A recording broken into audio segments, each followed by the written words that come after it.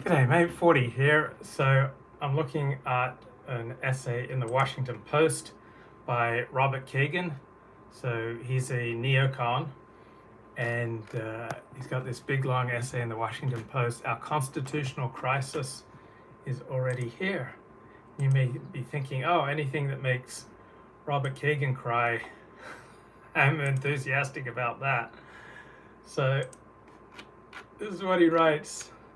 He says Donald Trump will be the Republican candidate for president in 2024.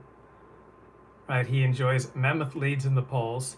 He is building a massive campaign war chest, and the Democratic ticket looks vulnerable. So, barring health problems, Donald Trump is running.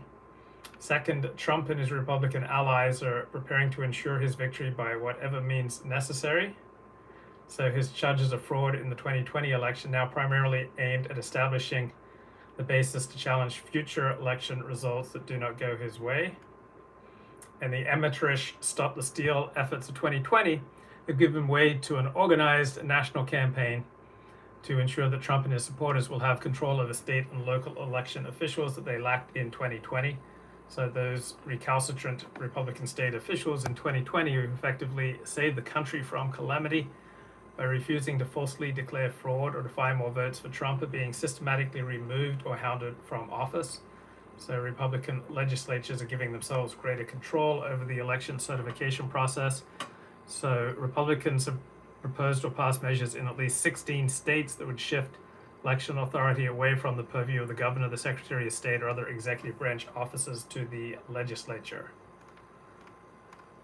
So Robert Kagan is worried the stage is being set for chaos. Imagine weeks of competing mass protests across multiple states as lawmakers from both parties claim victory and charge the other with unconstitutional efforts to take power. And from Jerusalem, we've got a message. All right, Hag Sameach, Hag Sukkot Sameach. I'm in my sukkah, and that makes me. That makes you my ushpizin, that means honored guest in the sukkah. So Jews at this time of the year elect booths or a sukkah to dwell in.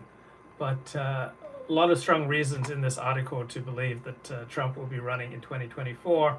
The Republican Party will be increasingly united behind him and increasingly effective at waging elections.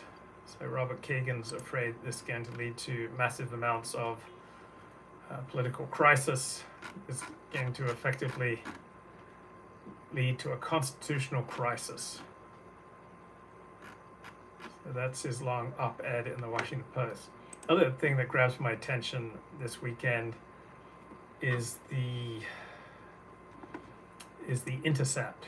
So Peter Zion says this is the most serious and the most detailed version of the lab leak theory I've seen, also the most credible. So The Intercept says leaked grant proposal details high-risk coronavirus research. So the proposal was written by the EcoHealth Alliance. Peter Daszak is in charge of that. And it was rejected by the U.S. military research agency DARPA. But it describes the insertion of human-specific cleavage sites into SARS-related bat coronaviruses. So the EcoHealth Alliance was working on very risky areas of research, and the coronavirus has sparked all sorts of research into coronaviruses, and much of it is quite risky. So Peter Daszak's EcoHealth Alliance wanted to do all this risky research. They wanted to create full-length infectious clones of bat SARS-related coronaviruses and insert a tiny part of the virus, and I won't go into all the scientific language, into bat coronaviruses. So I'm obviously not an expert on bat coronaviruses, any coronaviruses. I'm not a scientist, but many scientists that are interviewed in this essay in the Intercept say that this information has changed their minds. Yeah, there are decent alternatives to Trump, but he's got a cult of personality behind him. Trump is a unique figure in American history, in world history, and someone who can galvanize both massive support and massive opposition. and he only needs to change about 50,000 votes from the 2020 election to be able to win in 2024. So he came close in 2020.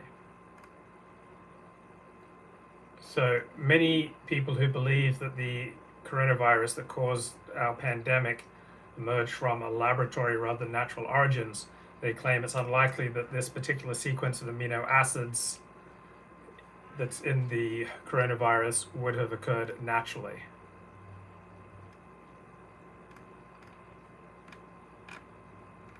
And so there's Alina Chan. She's a Boston-based scientist. She's a co-author of an upcoming book, Viral, The Search for the Origins of COVID-19. And she says a threshold has been crossed.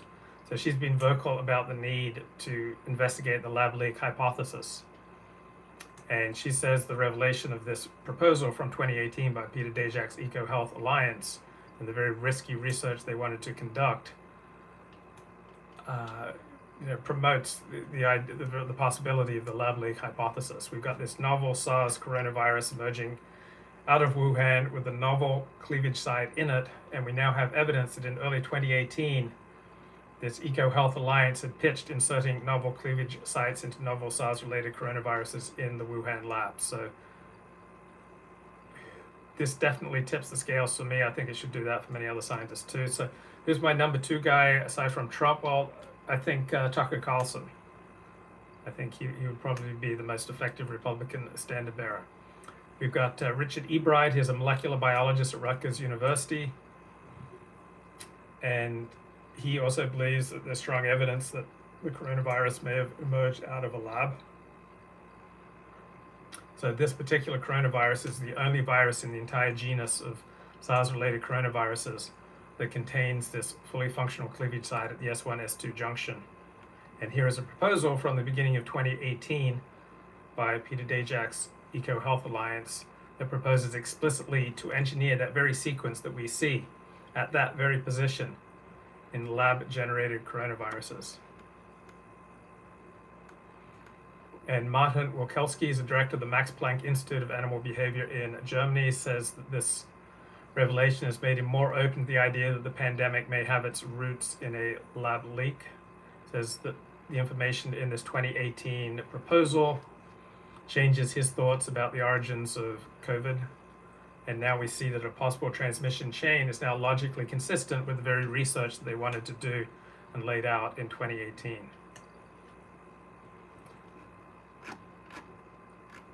And it was also interesting how much effort that Peter Dajak went to and other related researchers to hide what they were doing. So he did not reveal, along with Linfa Wang, two of the researchers who submitted this 2018 proposal. They did not make light what they had proposed to do in 2018. So there'd been very little awareness until now of this dangerous research that they wanted funded. And Dajak and the EcoHealth Alliance have sought to quash interest in the idea that the coronavirus originated in a lab. So he gathered together all sorts of scientists to sign a letter strongly condemning conspiracy theories suggesting that COVID-19 does not have a natural origin. So remember, for about a year after the origins of the coronavirus, the prevailing opinion that was the only acceptable one in the news media was that the coronavirus emerged naturally. It was not the result of a lab leak. And if you thought it was a lab leak, then you're a conspiracy theorist, you're a nutter, you're probably racist, and a Trump supporter.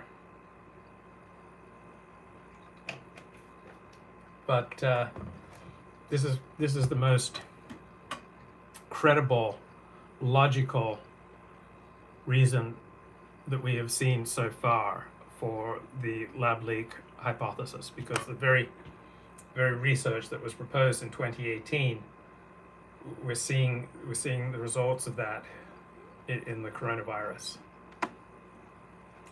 Okay, third topic. I'm really interested in the topic of energy, because when I have energy, I can do great live streams, I can do great writing, I can do great work. I am more of a joy to be around. Life is more of a joy. I am more optimistic, I am more happy and helpful, I'm easier to be around, I can just contribute more to others and to myself.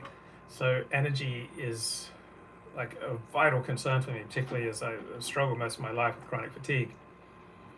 And So I was interested in this article in Time magazine, why you feel so tired all the time. And since coronavirus, we've all tended to have fewer social interactions. And I know for myself, and I think for other people, we get much, if not most of our energy from interacting with other people face to face. Like interacting with people via Zoom and YouTube does not transmit the same energy that you get from interacting with people face to face. So when you get on the same page with people and you have synchronicity, you have rhythm in your interactions, so that when you speak, there's a pause, the other person speaks, you're not just talking all over each other. That when you get on the same page with people, that tends to transmit emotional energy. So that's a large part of the reason why people socialize, join groups, go to events. That there's tremendous emotional energy that's released when you get on the same page with other people. So you get this from going to synagogue or church or attending concerts, sporting events, movies, going to restaurants. All right, and many of these social events, people are doing much less since the coronavirus. So people are going out less often. So there's a lack of collective excitement in our lives. And then people are replacing, I think, that lack of collective excitement with doom scrolling, right? You feel kind of sluggish, you feel kind of bored.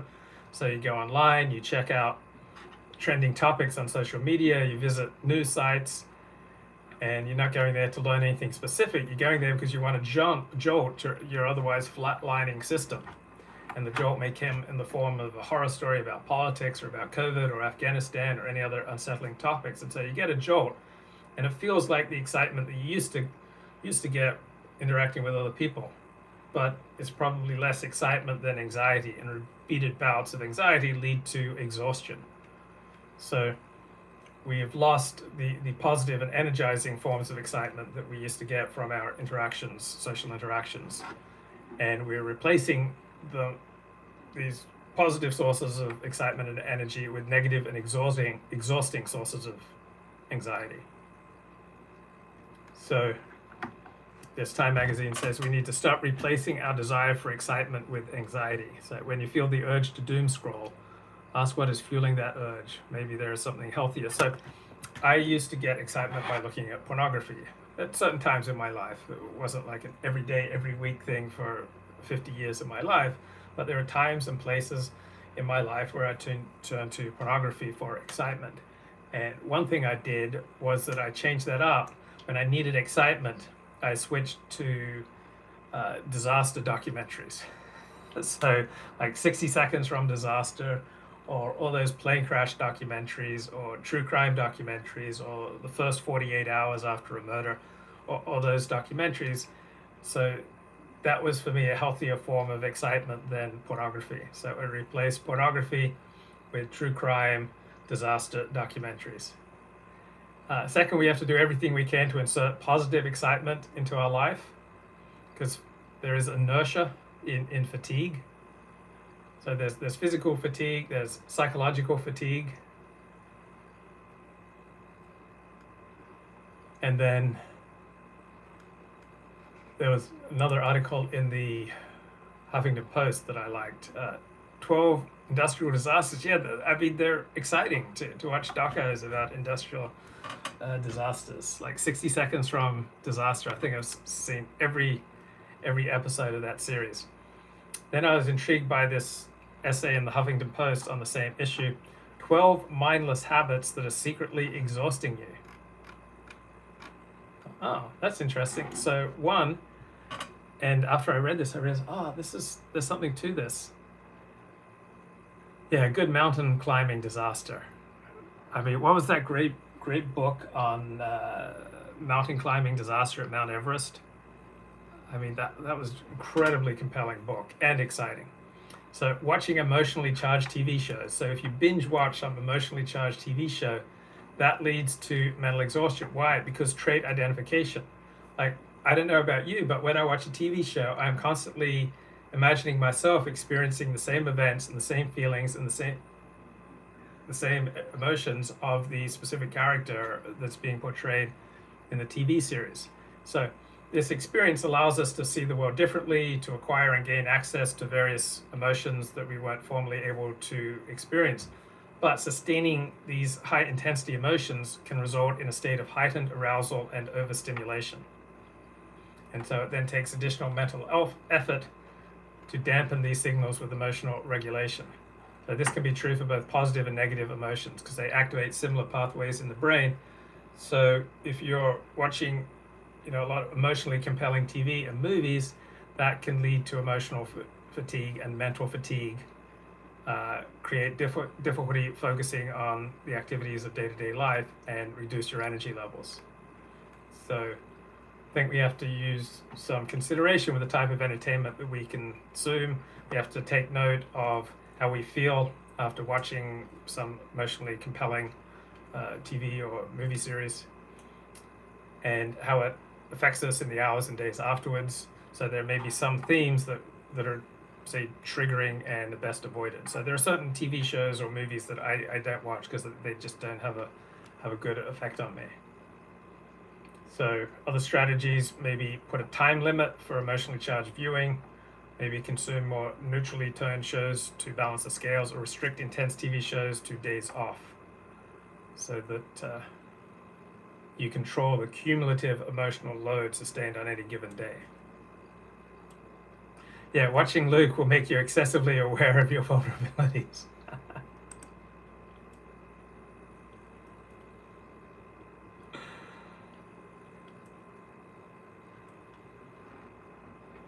Death, mayhem, worker fails. Okay, waiting too long between meals. Yeah, that I think definitely reduces energy. Working at a messy desk. Yeah, I find if my environment is organized and clean, that's more conducive for me feeling good and clean in my energy flow, bro. Planning too far in advance or over planning, over scheduling, right? I find that can be exhausting. Having too many tabs open, right? So it not only may overwhelm your laptop, but having too many tabs open in your browser can be sucking up mental energy because it can distract you. Taking phone calls right away. So I almost always, 90% of the time, I have my phone on Do Not Disturb, because allowing someone else to just call me and interrupt me, that is very distracting, because your nervous system has to process, a big task change at the flip of a switch. They have to process the conversation that you're having without, say, any facial cues and body language, so your brain has to work harder. And once the phone call is finished, it can often take you 20 minutes or more to regain your focus. So I think it's a really bad idea to allow people to just, call in and interrupt you at any time. Leaving a task half finished, right? That leaves you with attention residue. Right? Your brain is working overtime thinking about the task that you're now on, ruminating about the previous task that you had to leave unfinished. So the more tasks that you're leaving unfinished, the harder your brain has to work to stay focused, and this reduces your energy reserves. And slouching, bad posture. Shallow breathing, letting a whole bunch of little tasks just pile up. So when you avoid and when you refuse to confront, say, certain painful emotions, then you're reducing your emotional range, and your life just gets smaller and smaller and smaller. Anxiety builds up the more that you avoid. So ideally, any task that takes less than 5 minutes should be done right away. That's the most energy efficient option. Not dimming lights at night. So having a dark bedroom, I think, it's important for sleep. And I like the metaphor here that our energy is like water in a cup, and the things that leak our energy are like holes in the cup, right? So there are two ways you can ensure that your cup of energy contains enough water. You can constantly pour more water into it, or you can make the holes in the bottom of your cup smaller. So boosting energy is like filling the cup, and then reducing the drainage in your cup of energy. That can keep you more energized. So when I usually think about energy, I usually think about how I can get more energy. But I hadn't thought as clearly before about things that I may be doing that unnecessarily drain my energy. So yeah, I love watching things about the Chernobyl nuclear disaster as well. I remember I went away for a weekend, stayed with an acquaintance, and I brought with me a book. It was like a book on the different ways that people die at Yosemite National Park. And he says, wow, I think I've got a lot of insight into your character, that this is the type of book that you take away with you. So there are lots of things you can do to boost your energy, right? Probably the number one thing that we can do is get a good night's sleep, eat healthy, exercise, set boundaries, minimize contact with toxic people. Okie dokie. So I was blown away by this book I read on religion in secular society. It's such a smart book, and it came out 55 years ago.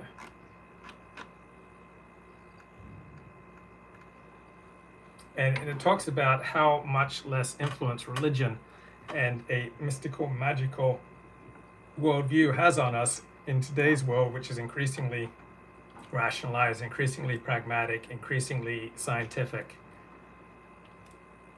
and where we have many ways of finding emotional comfort and human connection outside of religion. Josh Randall, you gotta let me borrow that book on how people died at Yosemite. I'll see if I can find it for you on Amazon. I think I borrowed it from the library. So perhaps the best example of how we are steadily becoming less religious, and I'm not sure that this can be changed, right? I think it's pretty much inevitable that the modern world is going to become increasingly less religious. And this is unique in human history, right? We've never had this before. We've never had non-religious societies. So you often hear now of particularly Christian religious leaders emphasizing that there's no conflict between religion and science. But you only say that sort of thing when you're willing to cede vast swaths of life to a different genre, science. So science is increasingly prestigious in the minds of average people. It's providing answers that people used to turn to religion for, and religion can't even compete. So that's why religious leaders are saying, oh, there's no conflict between religion and science. And so this is the first time that we've had secular societies. So maybe there's no way back for religion in our Western world. So this is a professor at the University of Essex. Hello, my name is David Vose, and I'm going to be talking about religion. Now, I know some of you will be tempted to dash for the exit at this stage, but I should explain that I'm a quantitative social scientist, and I'm going to be talking about the decline of religion in the Western world. Now, whether measured by belonging, believing, participation in services, or how important it's felt to be in life, religion is losing ground across the Western world. Society is being transformed, and the momentum seems to be unstoppable. Well, at this point, you might be asking yourself a couple of questions. First, is it actually true? And even if religion is losing ground, could things change in the future? I'm going to argue that yes, it really is true, and no, things won't change. Modernization has predictable and permanent effects, one of which I call the secular transition. Well, so this is the first time in human history that we've had secular societies. Religion has almost always been dominant in human history. So a natural reaction to, oh, this is the first time we have secular societies, this is not sustainable. Like there's a religious impulse that's just inherent in people. So there's inevitably going to be a swing away from secularism back to religion. Now, this professor says, no, it's inherent in the processes of modernity, which tends to make people more individualistic. Uh, our human community gets diminished because our occupations become more specialized and our recreational pursuits become more specialized, and we find more specialized ways of attaining emotional comfort. So that removes the communal feeling of which religion was so important. So he says there's no way back, which I find interesting. It's not the case that the passion of decline is that people reach the age of 30 or 40 or 50 and suddenly decide that they're not religious anymore. What happens is they enter adulthood being less religious than their parents were. So there's a process of generational replacement where older people who are more religious die out and they're replaced in the population by younger people coming up behind. And that's a process that's been happening for decades now across the Western world, in some cases for a century or more. Let me take as the example whether people say they have a religion. And I'll use the example particularly. So when people are raised without religion, it's very rare that they go from a secular background to becoming religious. So approximately only 5% of people who are raised secular then feel the need to become religious later in life. Oh, come on, man. Why are you dropping a new browser on me here? So we have an increasingly specialized world. All right, we've got work. No, I don't want to help you two by answering one question. Come on, man. Bloody hell. Sorry about that.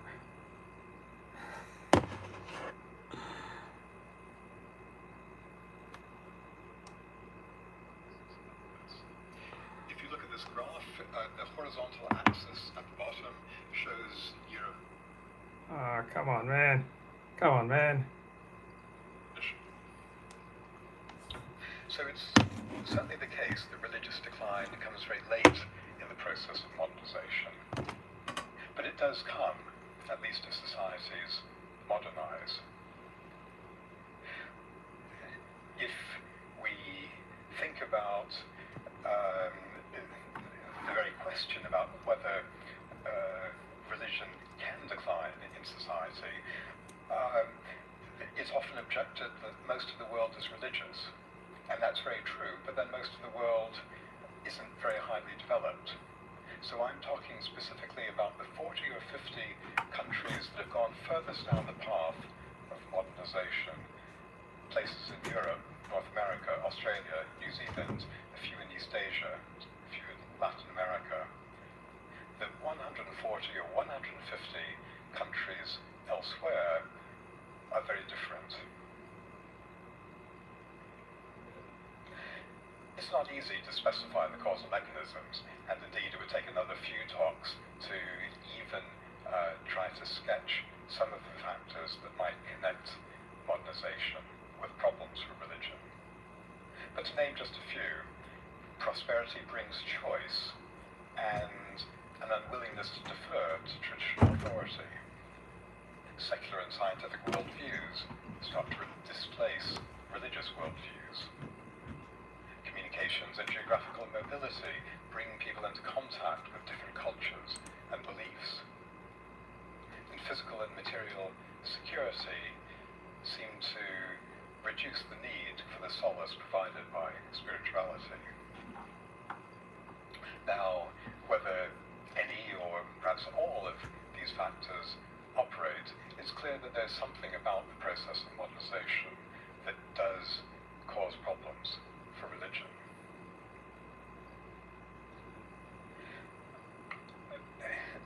Moreover, it's very difficult for religion to bounce back. We do know of some places where religious involvement has increased in recent decades, but those are typically places where national elites had suppressed religion or imposed a degree of secularity that was lower than the development of the country would find natural. So one takes, for example,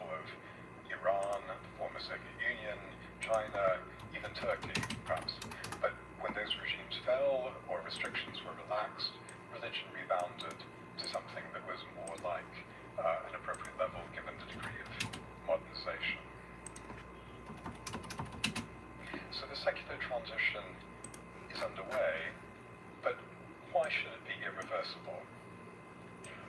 I think the key reason is that people with no religion have great difficulty in acquiring one. And if you're wondering why that's the case, it might help in understanding this to think about a religion that's not your own. Now, I'm going to guess that most of you watching aren't Hindu. Apologies to those of you who are, you can think of a different religion. But here, as an example, are some of the Hindu deities. And here are some scenes of Hindu worship. Now, some of you may decide that Hinduism is the faith that you've been looking for, but I suspect that for most of you, it seems a bit exotic, strange, maybe even slightly scary. And I suggest that that's the position that a large proportion of young adults in the West are in with respect to any religion. They weren't brought up going to church, and they don't feel comfortable attending. They didn't grow up with Christian doctrine. That's not to say that they won't become Christian. Some will. Many will. Some will become Hare Krishna or Muslim or Buddhist. But most won't. And for most, in fact, it's nearly impossible. You have to be raised with religion to find it natural. Now, I'm not suggesting that religious belief is inherently implausible or religious practice is inherently odd. On the contrary, what I want to argue is that it's a matter of custom and culture. So, in the past, in the West, most people had a religion, at least nominally. Most people had some sort of religious knowledge. Religious involvement was the norm, and it was supported by culture and popular sentiment. These days, the default is quite the reverse. Many people grow up with very little acquaintance with religion or religious identity. Religion has become almost countercultural. Indeed, to the extent that people have any contact with religion, it's often in news stories about extremism or abuse or intolerance. And that's simply not conducive for religious revival. I'm not arguing that Westerners are all rationalists with a naturalistic worldview. On the contrary, a large proportion, at least half, believe in God or something out there, a higher power perhaps. Another large, perhaps non-overlapping proportion believe in some form of life after death. But for most people, it's not something they're very interested in. It's not something that's very important in their lives. They have little interest in becoming religiously active. So the secular transition is underway. Because it proceeds by generational replacement, it works very slowly and will be going on for years to come. When it comes to human beings, nothing is certain. But I hope that I've... Oh, okay. Anyway, interesting academic talk there on one professor, quantitative social scientist, arguing why there is no way back for religion in the West. So there was a famous book published in 1966 called Religion in Secular Society, and it was just republished 5 years ago. And it makes the point about how divided our lives have become compared to traditional lives. So the economic sphere of production has been separated from consumption. Family and its concerns have been separated from the productive sphere. Education has developed its own autonomous sphere. We've now got, politics and law, which is largely away from the control of religion. We've got the separation of recreation from religion, away from the community and the family. So religion seems to govern less and less of our lives. It does not dominate our social institutions the way it once did. So our lives have become increasingly compartmentalized. And particularly when we're mobile, when we're moving from place to place, traditional ties such as religion and family tend to have less hold over us. So religion once had general presidency over people's concerns and endowed their activities with a sense of the sacred. And this attitude towards life regarding activities in life as sacred has increasingly diminished over the past 150 years. So our activities have become secularized. So in a sense, many Americans go to church, but this has almost no effect on how they do business or how they participate in recreation. Religion in America is overwhelmingly vacuous. While if you meet someone in Europe or Australia who goes to church, that's someone who takes religion seriously, and their religion pervades, vast swaths of their life. So our lives have become increasingly secularized, and the sense of mystery, the sense of the sacred, the religious meaning of everyday acts and objects has steadily decreased. So we've had this steady demystification of the world. So our thinking has become increasingly instrumental, matter-of-fact, scientific, and rational. And our emotional involvement with nature, with the community, with other people has been steadily reduced, and our external world has been drained of meaning. It's been drained of the sacred. It's been drained of the magical. So we steadily have fewer and fewer people who feel the imperatives of the religious interpretation of the purpose of life. And it's not just that churches have lost numbers, but people have largely ceased to think of or respond to the world with a sense of mystery and awe, with that religious impulse that has diminished. Increasingly, morals are just private matters. Like, people are less and less prepared to be their brother's keepers. The force of community opinion about what is done and what is not done, that diminishes as local community life itself diminishes, as our connections become increasingly specialized by our profession and our recreation. So we're increasingly less concerned with morally regulating our fellows. So we had in the 19th century the rise of economic laissez-faire, which brought with it moral laissez-faire. So economic laissez-faire, essentially the free market, and we have moved into an arena of a free market of morals, even when our economic policy has switched back to more planning. So used to be, we held that moral values came from God, and so therefore prescribed morality was unchanging and it was authoritative. But churches and synagogues and mosques are increasingly facing circumstances in which the authoritative will of God is making less and less impact on men in society, where social and legal and professional control is increasingly separate from religious control, and men are increasingly ceasing to put themselves under the guidance of clergy. So the church used to be the arbiter of moral behavior, but the churches instead have become more and more reflective of the practices of the times, and they've gradually and hesitatingly endorsed change in things like birth control. So churches have emphasized getting up to date, and liberal synagogues, we want to be up to date, we want to be with the times. So by saying that they want to get up to date, churches and synagogues are recognizing their own diminishing capacity to influence their members and society. And when you look at the shifts of various churches with regard to birth control, shows the ways that moral theologians are trying to come to terms with the changing moral practices in society, and realize that they know not very much about what's going on in society, and therefore feel that they have less authority.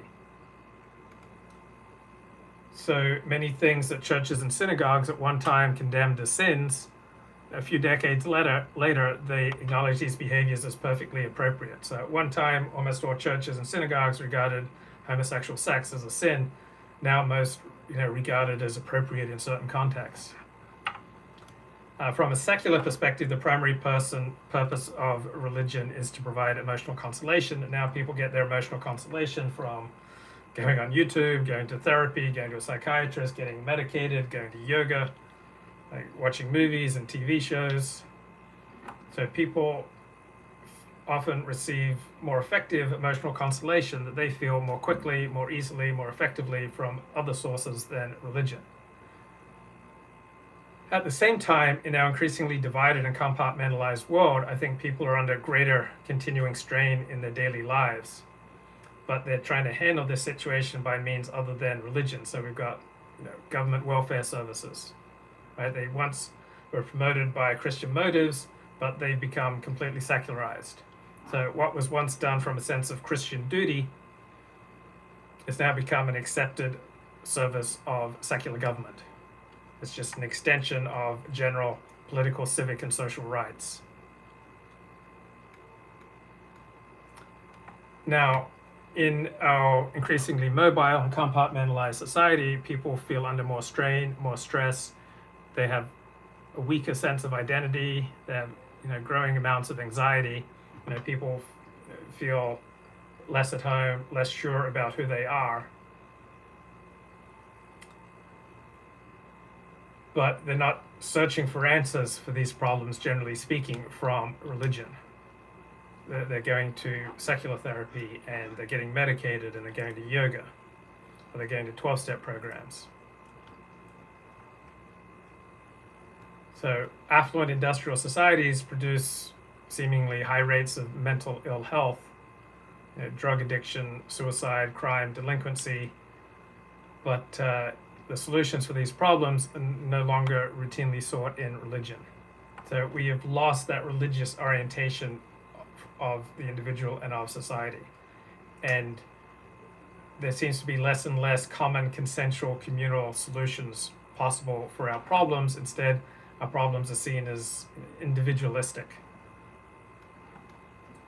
So people may go for therapy, for example, and it's these specialist techniques of secular mental health that people often turn to for emotional consolation rather than religious pastoral care. And as people have shifted away from a religious and sacred mindset, then clergy have lost social status. Like scientists have risen above them in social status. Literature and the arts have often risen above religion and social status. So our societies have become increasingly rational and skeptical and pragmatic.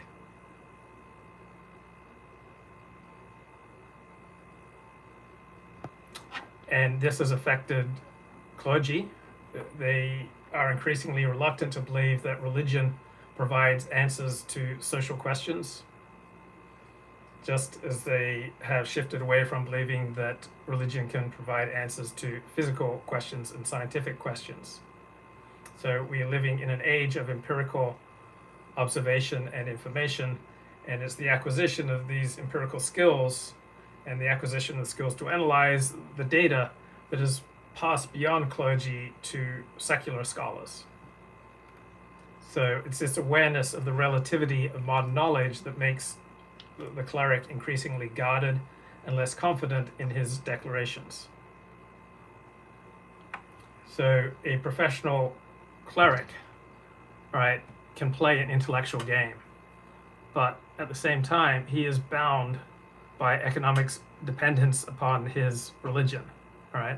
So he may think outside the box, but he usually has vows of obedience and loyalty in addition to economic and social dependence.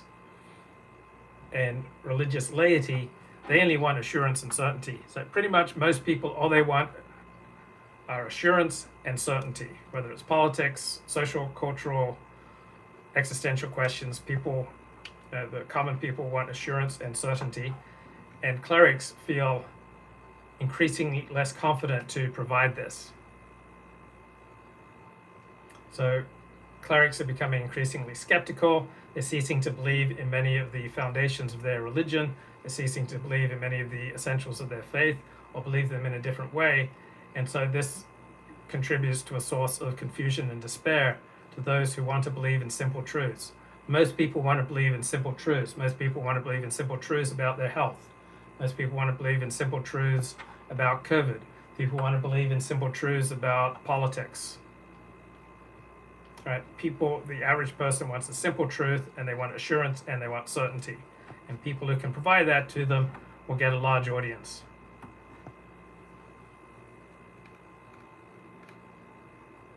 Now, the United States, when compared to Europe, has a high level of religious activity. But outside of church, America is at least as secular as any other Western country. So America has a very, pragmatic, laissez-faire attitude to life. It's very instrumental in its values. Americans tend to be very pragmatic. Americans have, a bureaucratized, rationalized procedures for living. They have technical, legal methods, scientific methods, and the instrumental, rational, technical, scientific approach has probably gone further in America than any other Western country. We have the most productive workforce in the world. So America is probably the country in the Western world in which the sense of the sacred, the sense of the sanctity of life, and deep religiosity is most conspicuously absent. So, as my father told me, religion in America is a mile wide and an inch deep. So, previous visitors to America who commented on the apparent extensiveness of church membership, they also said that they found religion in America to be vacuous and superficial. So the dominant values of American society are not religious. American culture is marked by a central stress upon personal achievement, especially secular occupational achievement. So the tenor of life in America compared to other industrialized nations is highly impersonal. There's less of a sense of community, there's less social cohesion, social trust in America compared to any other industrialized nation of which I'm aware. So tenor of our life is highly impersonal. We lack social trust and social cohesion in America. Individuals are constantly feeling manipulated. The economic organization of society has reached giant proportions. It threatens the identity of the individual. So there is a persistent demand for something which provides a communal orientation. And Americans probably move more, probably more mobile than any other people in the industrialized world. So Americans are often on the move for work, for pleasure. And when people are constantly moving, it's hard to establish communal life. So there are few, agencies to produce communal life. So the church and the synagogue takes on the functions of providing community. So it's the church and the synagogue essentially represents the values of agrarian society. Right? It provides the warmth, the stability, the mutual involvement of a type of community life. So the synthetic nature of the community stands out to non-Americans when they visit here, because usually community meant that you live within a few miles of where your grandparents lived.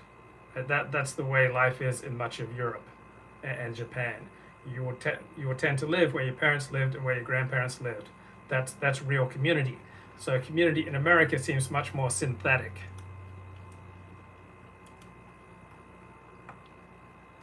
So the personalized gestures of our impersonal society acquire like a macabre quality for those who experience genuine community, for those who have felt the natural, spontaneous operation of rural community life. So for non-Americans, that friendliness of American churches, it strikes them as jarring, because for people from Europe, they frequently experience real community.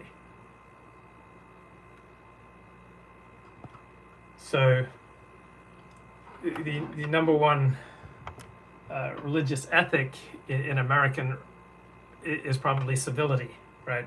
So on the one hand, this is enabled different religious people to get along in America, but it's come at the cost of religious authenticity. The people have sacrificed the authentic claims of distinctive truth of their religions in order to have easier relationships with their fellow citizens. And this has produced a vacuous and superficial religion in America.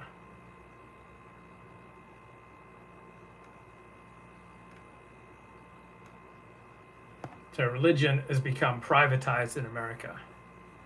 So President Eisenhower said a man should have a faith, no matter which faith. It didn't really matter. President Johnson, who was, I think, a Church of Christ, and his wife an Episcopalian, they asserted that their daughter's conversion to Roman Catholicism did not disturb them. It's considered un-American if you are disturbed when your children convert to a different denomination or a different religion. Because from the typical American perspective, religion is just a private matter. And faith in one religion is as good as faith in another religion. So this is an American value. This is not a Christian value. This is not a Jewish value. This is not an Islamic value. This is an American value which dominates religion in America.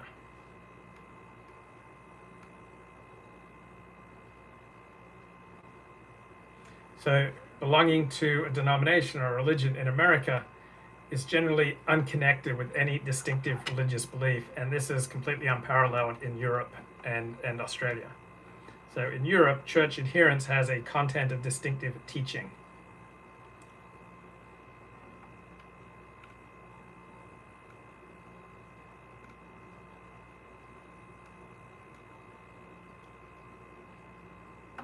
So with the Protestant Reformation, the early Protestants such as Martin Luther, John Calvin, they conceded the supremacy of state authority above priestly authority, and then American churches subordinated their distinctive religious values to the values of wider American society. So religious practice then increased in America in the 19th and 20th century, but the vacuousness of popular religious ideas increased with it. So the content and meaning of religious commitment in America became acculturated to the American creed of the individual getting ahead. Now, men in the West developed religious rights before political rights. So religion in England was an agency for general discontent and disaffection. But in America, it's been the distinctive claims of the various denominations have been muted. So religion of your choice is an American phrase which amuses Europeans. Because from a European perspective, you don't really have a choice over religion, you're born into it or not.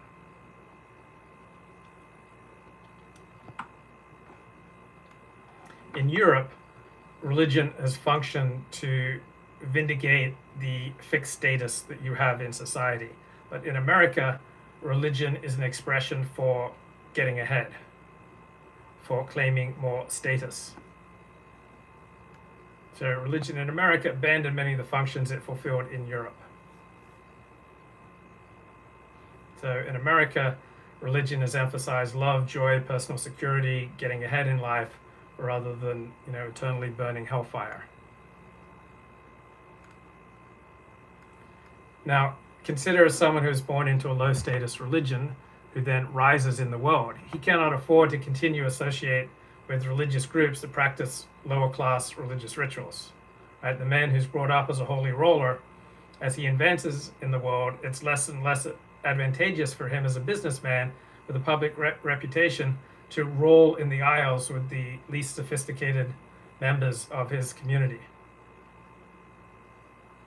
So in America, religion is another status marker, because because the American ethic is all about the individual getting ahead. So in England, secularization manifested in the widespread abandonment of the churches, as in other European countries. In America, secularization manifested in the absorption of the churches by the wider society and the loss of claims of distinctive religious teaching. So in America, churches are agencies for the expression of community. These communities are not natural communities. These are not communities of people who've lived face-to-face contact over many generations. They're rarely receiving strangers. Churches in America are agencies of synthetic community life. So American churches have this distinct welcoming characteristic about which Europeans frequently comment. So people who don't know each other, whose lives have impinged relatively very little on each other, suddenly subscribe to the fiction that they're now part of a community. Most everyone wants to belong to a community.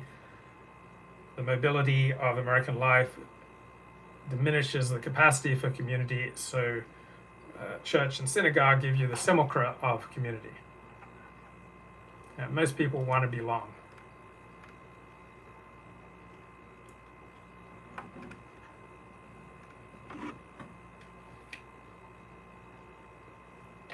Now, the various churches in the United States express status differentiation. They don't really do that in Europe and England. So the various Christian denominations in Britain express the basic divisions of social, political, and economic orientation. They represent the class stratification of England.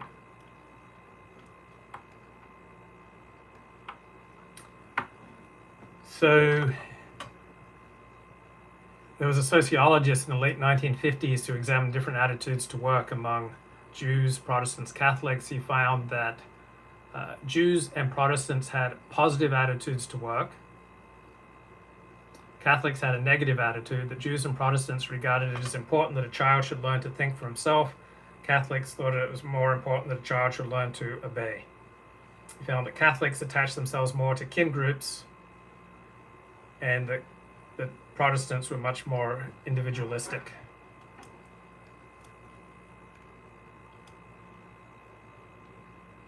So the general sense of moral rectitude, which once extended to almost all of our social and personal activities, even in peasant societies, that demonstrated in how we dressed, how we spoke, how we ate, in courtship, attitudes to strangers, neighbors, kin, right? This used to be a manifestation of a real local unity and community that was entrenched within a religious view of the world.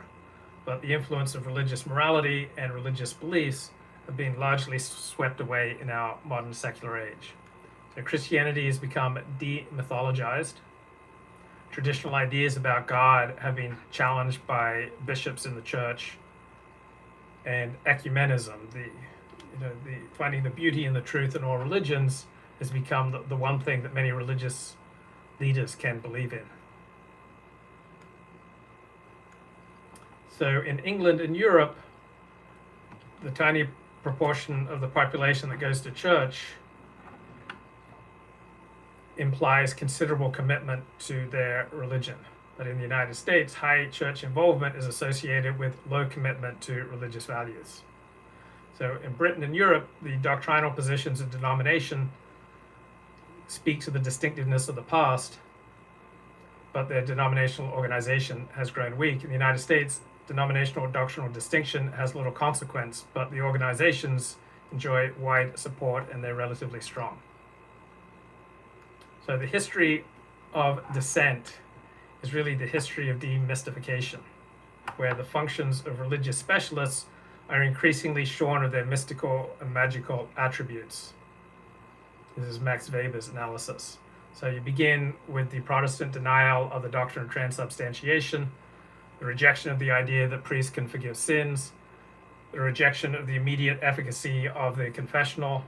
These are all aspects of emerging Protestantism. So Protestantism stressed the priesthood of all believers, and in Judaism, there's no distinctive function that only a rabbi can perform.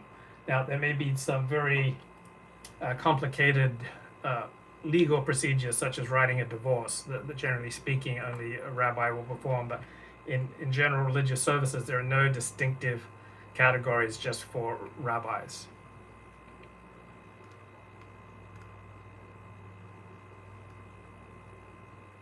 So think about work. Work, when we were primarily farmers, was just a part of life itself. Then work became a calling, and it was recognized as a distinctive activity of life, and it was sanctified in religious terms. And now in our secular world, the calling of work has become a job, and it's no longer sacralized.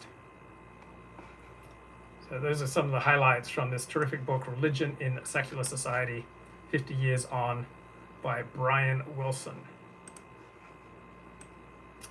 And here's what else I've been reading. DSM, A History of Psychiatry's Bible. So the DSM, the Diagnostic and Statistical Manual used by the mental health profession, may well be the most influential book of the past century. But prior to 1980, it didn't have much influence. It was with the publication of the Diagnostic and Statistical Manual of Mental Disorders, the DSM, the third edition in 1980, right? And the DSM defined what mental disorders are legitimate, how patients conceive of their problems, who receives government benefits for having certain problems, which conditions psychotropic drugs target, and which conditions insurance companies will pay to treat. And the DSM also came to delineate the curriculum that is taught to psychiatrists and other mental health professionals. It defined the diagnoses that researchers and epidemiologists explore, and it also came to define the psychic problems that public policies attempt to remedy. So the DSM has had increasing influence since 1980, and they've become a part of our culture. So now we know that environmental activist Greta Thunberg has Asperger's syndrome, that Donald Trump is commonly seen as displaying narcissistic personality disorder, that the singer Mariah Carey has discussed publicly her struggles with bipolar disorder. And the same condition is dramatized in the main character of the Homeland TV show, Carrie Mathison. Lady Gaga speaks about her struggles with post-traumatic stress disorder. TV mobster Tony Soprano seeks treatment for panic attacks. His son is suspected of having attention deficit hyperactivity disorder, ADHD. You've got the author of the best-selling memoir, Girl Interrupted, says she discovered she had borderline personality disorder while she was reading the DSM-3 in a local bookstore. So many patients today enter therapy already knowing what diagnosis they expect to receive.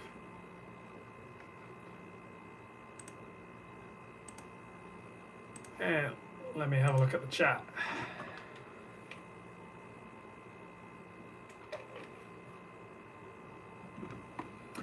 Ironwood says, I think we will see new religions grow. Very possibly.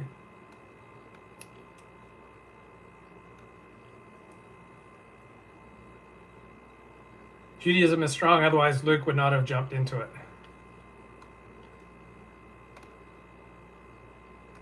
5 of the founding fathers of the United States were not even Christian.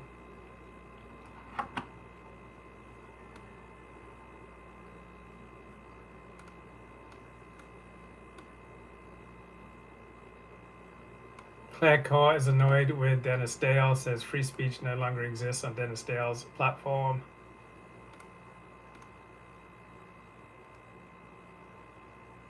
The West sleeps right now. Will it wake up or will it die? Modern science is the new world religion.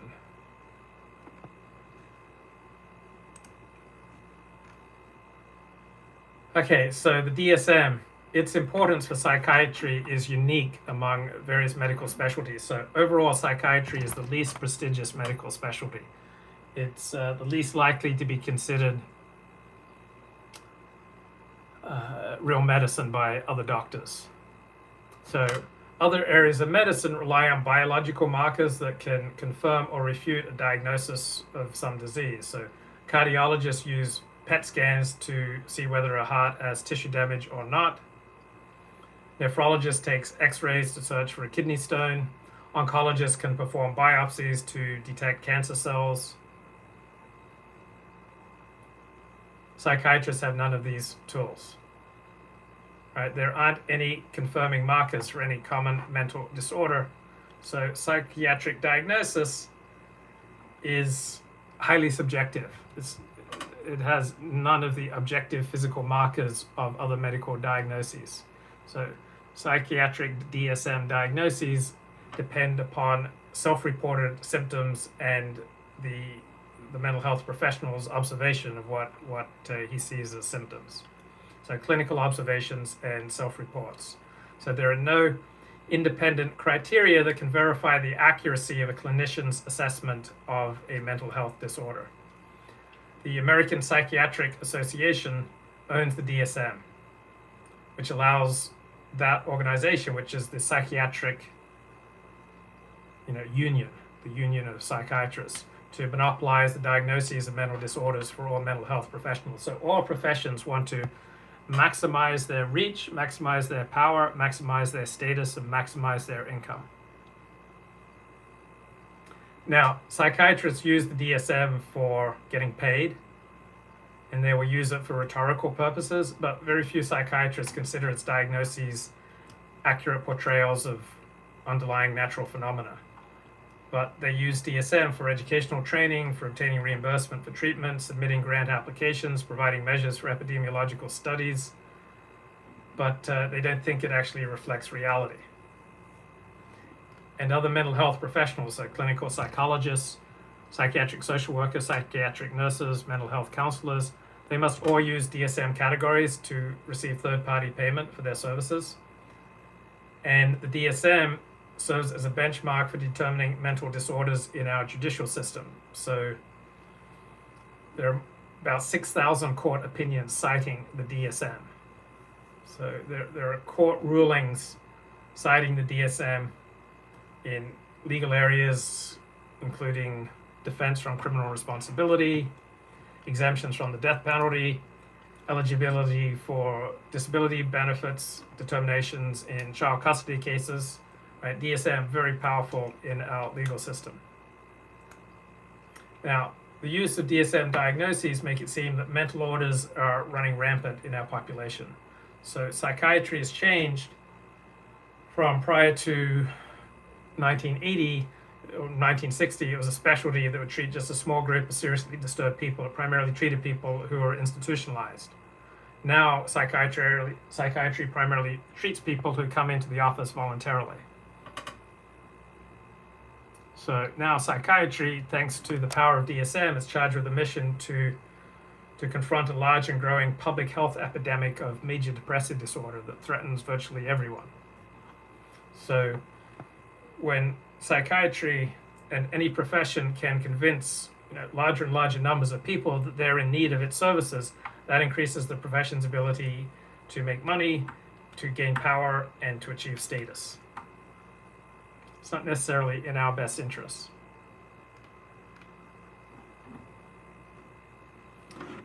So since the 1960s,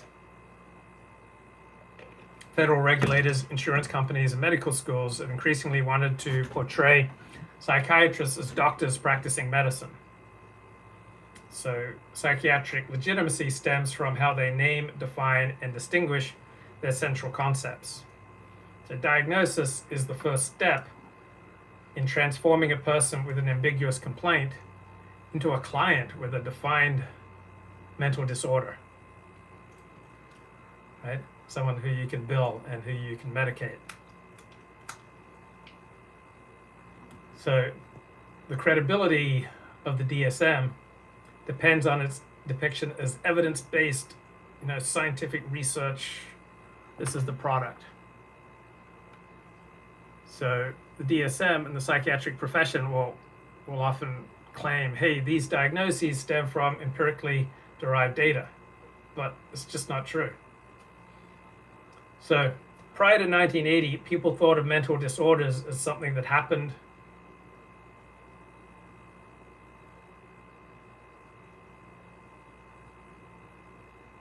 after 1980, the public increasingly considered mental disorders just something independent of individuals, like they have depression or they have bipolar.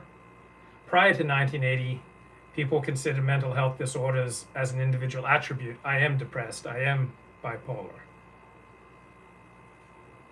So it's the medicalization of psychiatry.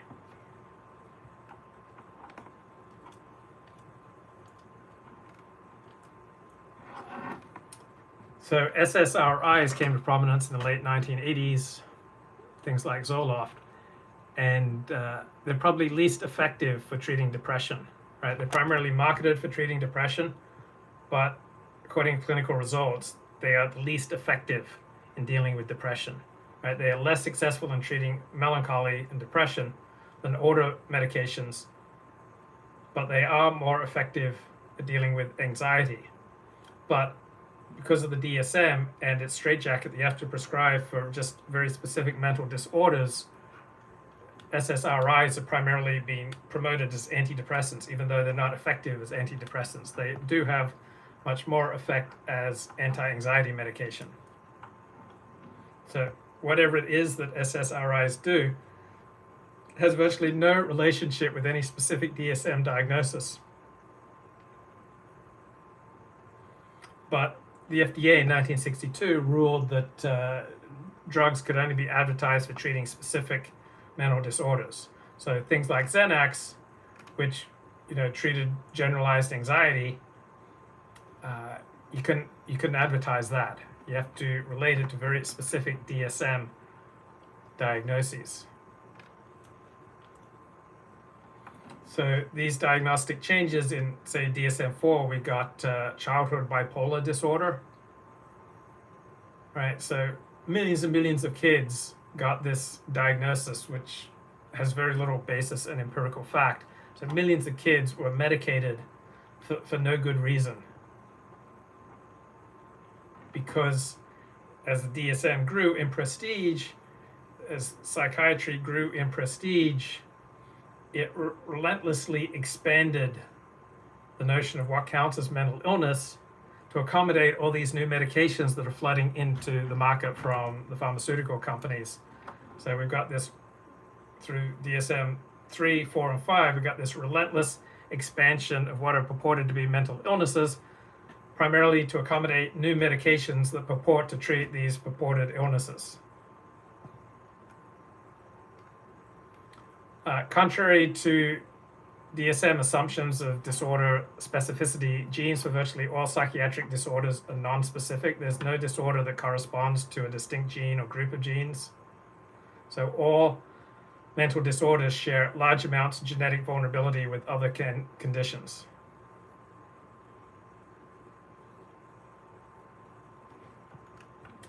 Now, medical diagnoses in general tend to be uncertain and ambiguous, but most medical diseases are distinct from health, all right?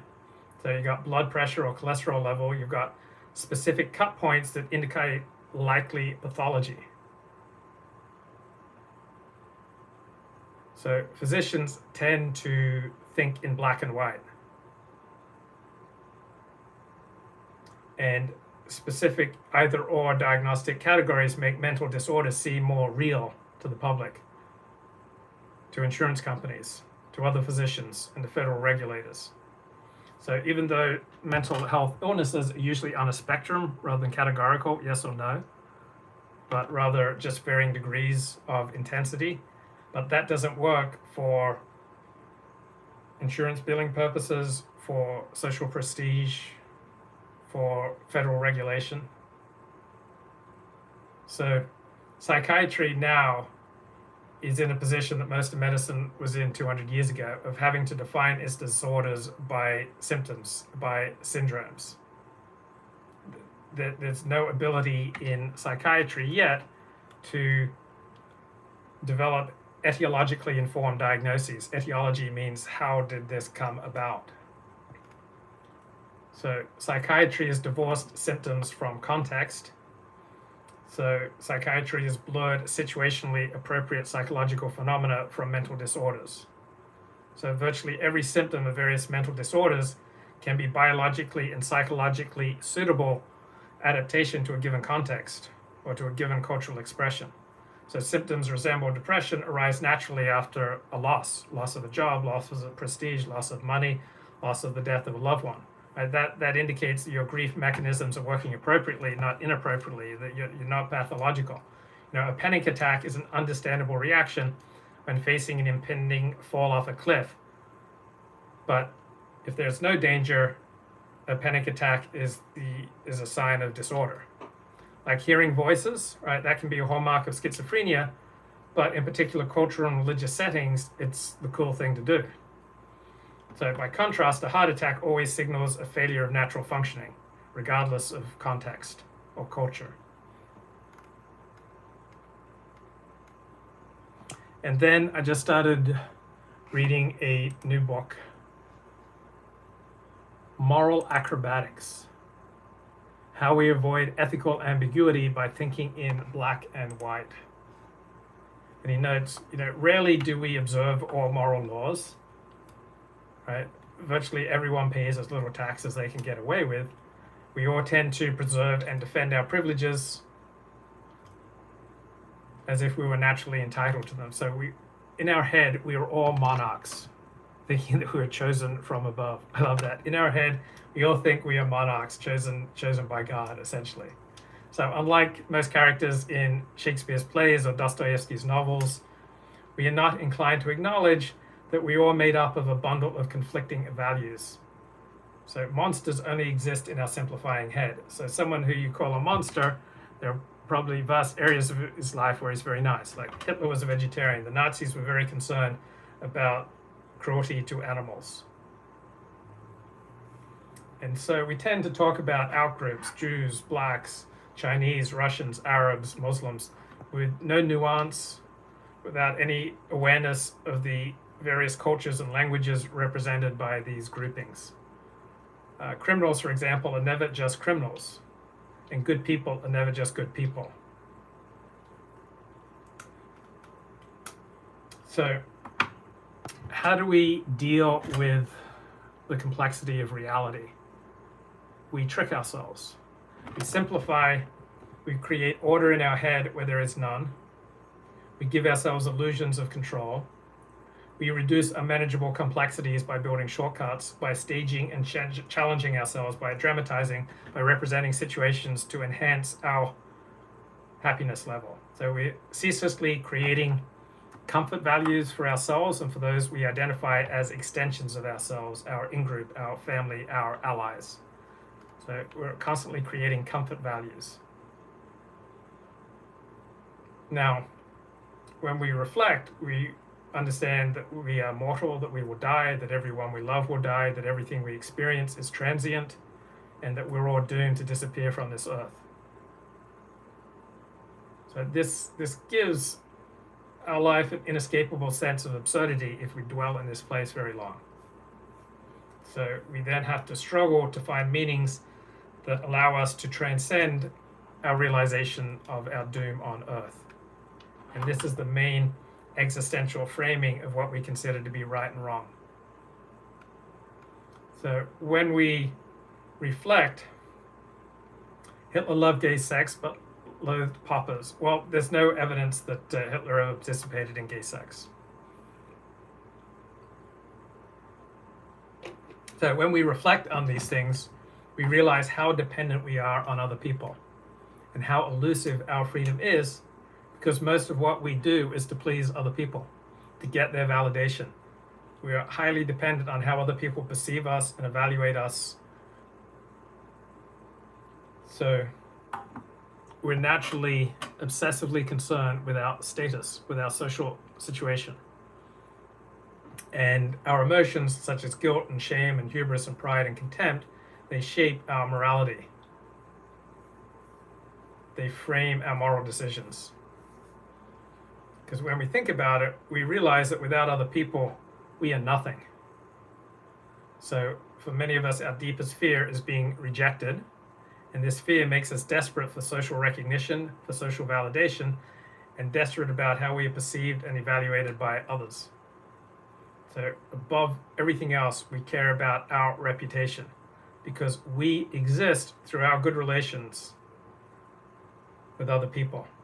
Without other people, we deteriorate and die physically and psychologically. So what drives us is BAN, B-A-N, basic affiliation need. And we all have this deep fear of being rejected by others. So this is the basic foundation of our insatiable need and struggle for human recognition. So the main moral rule is that our moral compass is constantly recalibrated depending on people and situations. We hold different moral standards in our moral decisions, whether people are in our in-group, same family, same social class, same religion, same language, same party, or in our out-group. Bye-bye.